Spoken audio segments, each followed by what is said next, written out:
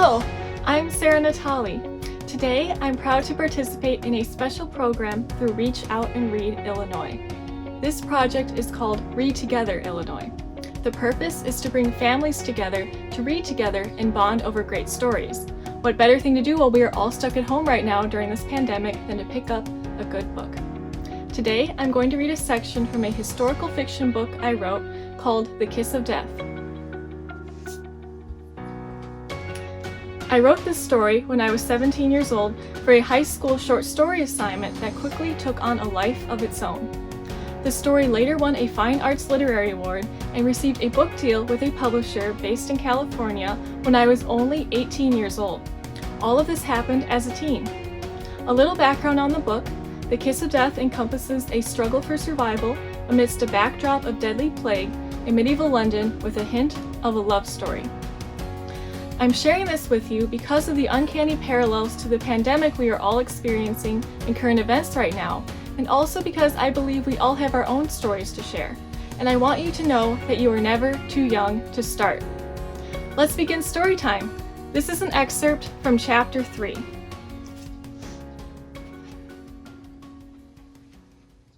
The next morning I awoke to the sound of a high-pitched scream. I jumped out of bed and had just opened my chamber door when my mother came dashing into my room.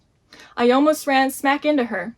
I heard Father shouting down the hall, "Juliana, Juliana, what's wrong?" But she didn't budge from her spot near my door.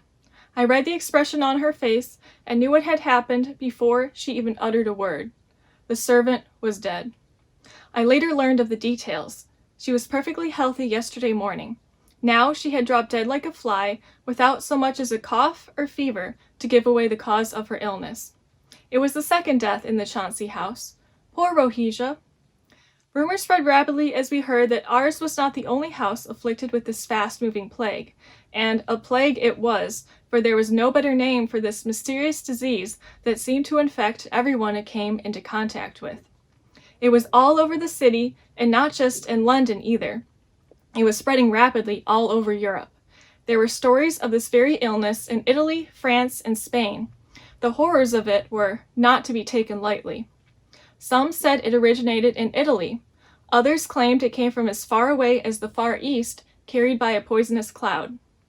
Soon all social gatherings were canceled, including Sunday service, since large gatherings of persons in compact spaces pose a threat to the citizens' health, as per the words of the Alderman of London in his speech on Wednesday.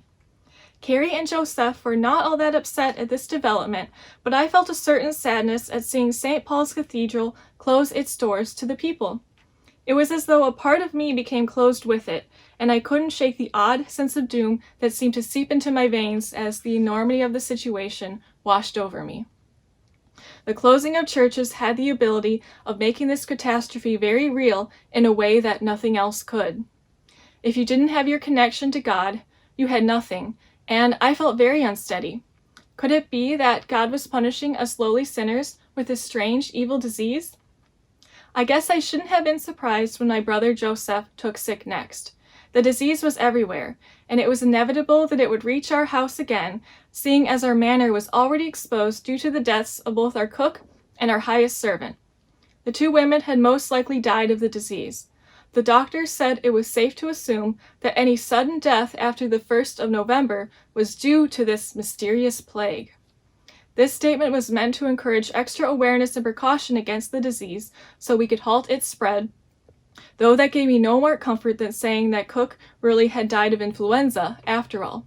In an odd, sick, twisted way, I felt like I would feel better if it had been influenza. It was an atrocity, all of it. I felt like I would lose my mind if I stayed in that house another minute. So when Mother gave me orders to fetch the doctor, I gladly obliged. The rush of fresh air would do me some good, she had said.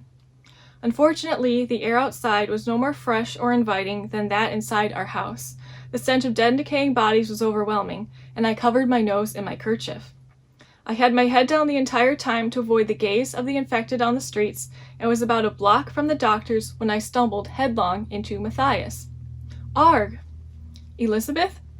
Good heavens, Maddie, you scared me half to death. Might I remind you that it was you, fair madam, who collided into me?"